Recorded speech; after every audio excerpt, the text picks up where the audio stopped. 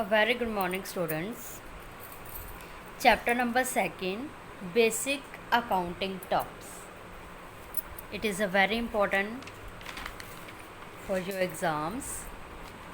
Now we will start basic transactions. So, business transactions.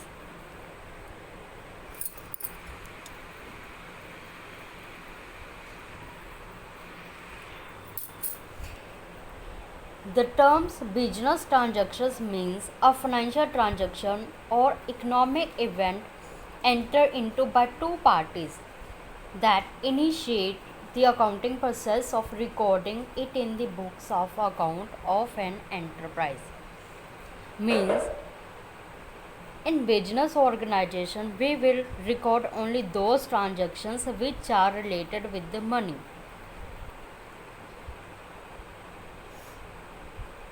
And it states differently, it is an agreement between two parties involving transfer or exchange of goods or service. For example, business transactions are sale of goods, purchase of raw material, receipt from debtor, payment to creditor, purchase or sale of fixed asset, payment of interest, dividend, bonus, extra. These are business transactions and which can be defined in terms of money, means expressed in the form of money. Now, characteristics of business transaction. First, it is concerned with the money or money worth of goods and service. It is clear, means the transaction which can be expressed in the form of money. जो money से related है वही transaction आप business transaction मानोगे और you will record this transaction in the books of accounts. Second point, it arises out of transfer or exchange of goods or service.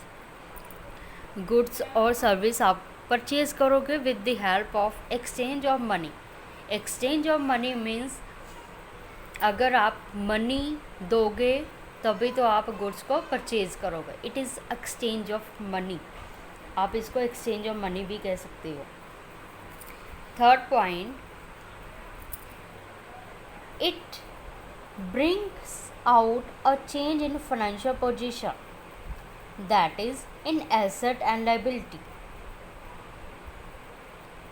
ये financial position में change लेके आता है. Asset and liability every year जो आपकी asset है, liabilities है, या तो बढ़ेगी या डिक्रीज़ होएगी. ठीक है, तो it's depends upon financial position कैसी है. It has an effect on the accounting equation of any business firm. इसका इफ़ेक्ट क्या पड़ता है अकाउंटिंग इक्वेशन कि आपके पास एसेट कितनी है, लाइबिलिटीज़ कितनी है. ये आप आगे चैप्टर में स्टडी करोगे. It has dual aspect of two side. One is receiving, that is debit, and another is giving credit of the benefit. इसके दो साइड होते हैं. One is a debit and another is a credit. One side will be debit and another side will be credit. I also explained it. Point 6 point, after each transactions the total of asset of a business must be equal to its liability. 1 minute, you will see.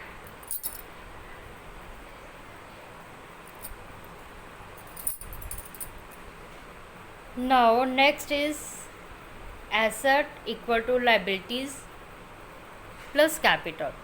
We will explain in next topics. 7 point is, it is based on the transactions. Relation with the accounting unit, mode of settlement of value. Internal transactions और accountant transaction, for example depreciation on fix asset. आपकी organisation में fix asset है और उसकी value decrease हो रही है means depreciation is a charge on fix asset, it means it is related with internal transactions. Business के अंदर ही है ना, फिक्स एसेट तो बिजनेस के अंदर ही होगा, तो उसकी रिड्यूसिंग द वैल्यू हो रही है, it is internal transaction.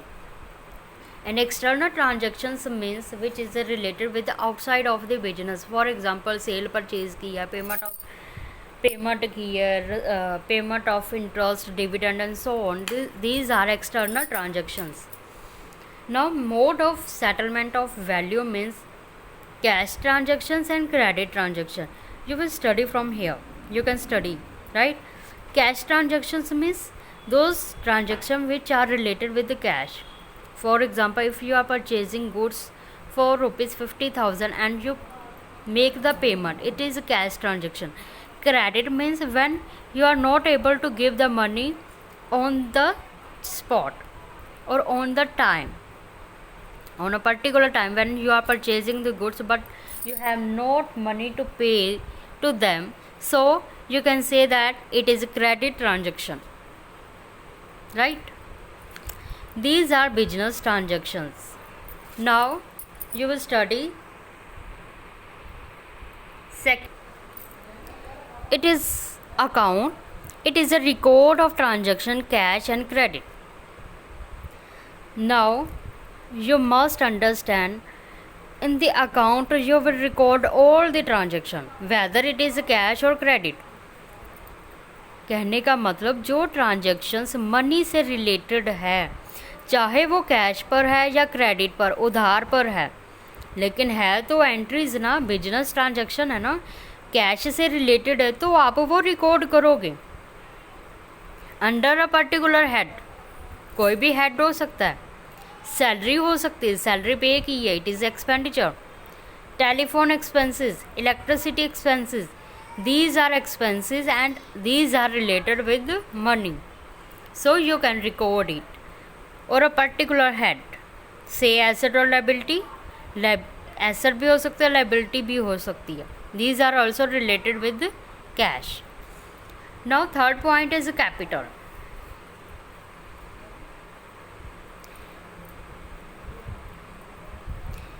Capital is an amount invested in an enterprise by the proprietor. जो प्रोप्राइटर है बिजनेस ऑर्गेनाइजेशन का, वो क्या करेगा, पैसा इन्वेस्ट करेगा अपने बिजनेस में, तो उसको आप क्या बोलोगे, कैपिटल। जो पैसा आप इन्वेस्ट करोगे, this is known as capital. It may be in the form of money और asset having a monetary value. कहते हैं कि ये मनी की फॉर्म में हो सकता है या फिर एसेट के फॉर्म में भी हो सकता है, but it should have monetary value.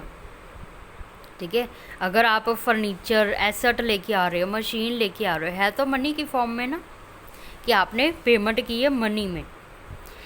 These are liability of a business toward the proprietor और partner which increase further investment made in the business and amount of profit earn. और हम ये भी कह सकते हैं ये बिजनेस के लिए एक तरह से लाइबिलिटी है। अगर बिजनेसमैन पैसा इन्वेस्ट कर रहा है तो ये बिजनेस के लिए लाइबिलिटी है, क्योंकि उसने अपने पार्टनर को इसके बदले में क्या देना है, प्रॉफिट। ठीक है जी। On the other hand it decrease when it is withdrawn drawing और loss is incurred by the business. ये कहते हैं जो कैपिटल है वो डिक्रीज़ कैसे होती है, जब आप पैसा विड्रॉ करोगे। फॉर एग्ज़ाम्पल आपने पैसा विड्रॉ किया बिजनेस में से फॉर पर्सनल यूज़ के लिए, तो ये होगी ड्राइंग। अगर लॉस होता है तब भी आपकी कैपिटल जो है वो डिक्रीज़ होगी। It is also known as a business entity concept. Business entity concept क्यों बोला है, क्योंकि बिजनेस और businessman both are separate, या कह लो business and owner of the company both are separate. ठीक है जी। अब यहाँ पे एक और लिखी है, कैपिटल कैसे निकालोगे? Capital equal to asset minus liability, right. Now third point is drawing. Drawing means it is amount withdrawn और गुड्स। जो कहते हैं कि अमाउंट मीन्स पैसा विड्रॉ किया है बिजनेस में से या फिर गुड्स को विड्रॉ किया है प्रोप्राइटर ने, ओनर ने अपने पर्सनल यूज़ के लिए, आप उसको ड्राइंग बोलोगे। बस इतना याद रखना है, यू जस्ट रिमेंबर इट। जो आपने बिजनेस में से गुड्स विड्रॉ किए या फिर आपने पैसा विड्रॉ किया है फॉर पर्सनल यूज़ के लिए, तो आप उसको क्या बोलोगे? Drawings. Drawing reduce the investment. Investment means capital को रिड्यूस करती है। Drawing by the proprietor partner is debited to drawing account. ये ड्राइंग अकाउंट में डेबिट हो जाएगा। At the time of preparing balance sheet it is deduct from the capital. जब आप next chapter में ही स्टडी करोगे, फिर आपको ज़्यादा क्लियर होगा अकॉर्डिंग टू चैप्टर। ड्राइंग को हमेशा कैपिटल में से डिडक्ट करते हैं, जैसे यहाँ पे भी लिखा है कैपिटल। ड्राइंग में से आपने क्या करना है?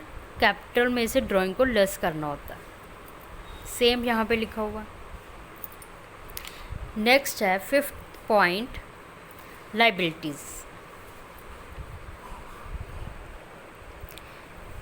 Liability means amount owed. Owed means payable by the business. For example, I am purchasing goods 50,000 on credit. It is my liability. I will pay to the seller. Seller को मैंने क्या करना है? 50,000 पे करना है। एंड सेम वे मेरा business है and amount is payable. Business की अमाउंट पेबल है। This is a liability for the business. ये बिजनेस के लिए लाइबिलिटी होगी। They will pay the money to the seller. यहाँ पर क्या लिखा हुआ है? Liability towards the owner, proprietor और partners of business in terms as internal liability है as well as external liability है। External liability arise because of credit transactions और लोन टेकन। एक्सटर्नल लाइबिलिटी जो हम बाहर से उधार लेते हैं, फॉर एग्ज़ाम्पल क्रेडिटर हो सकते हैं हमारे, बैंक ओवरड्राफ्ट हो सकता है, लॉन्ग टर्म बोरिंग्स हो सकती है, अदर लाइबिलिटी भी हो सकती है। अब इनको क्लासीफाई किया नॉन करंट लाइबिलिटी में और करंट लाइबिलिटी में। नॉन करंट लाइबिलिटी मीन्स जो आपने पे करनी है मोर देन अ ईयर, जो लॉन्ग टर्म लाइबिलिटी कह सकते हो। इसको आप क्या कह सकते हो? लॉन्ग टर्म लाइबिलिटी, कि 1 साल के बाद भी आप पे कर सकते हो। करंट लाइबिलिटी क्या होती है? जो आपने 1 साल के अंदर ही पे करना। ये हमारे क्रेडिटर हो सकते हैं, बिल पेबल हो सकते हैं, शॉर्ट टर्म लोन हो सकते हैं। नॉन करंट में कौन से आएंगे? जो लॉन्ग टर्म लाइबिलिटी है, इसमें आएंगे हमारे क्रेडिटर आ सकते हैं, बैंक ओवरड्राफ्ट आ सकता है, लॉन्ग टर्म बोरिंग्स आ सकती है। ठीक है जी। करंट लाइबिलिटी में जो आपने 1 साल के अंदर ही पे करने हैं। क्रेडिटर हो सकते हैं, बिल पेबल हो सकते हैं, शॉर्ट टर्म लोन हो सकते हैं। Okay class, next topic we will discuss in further video.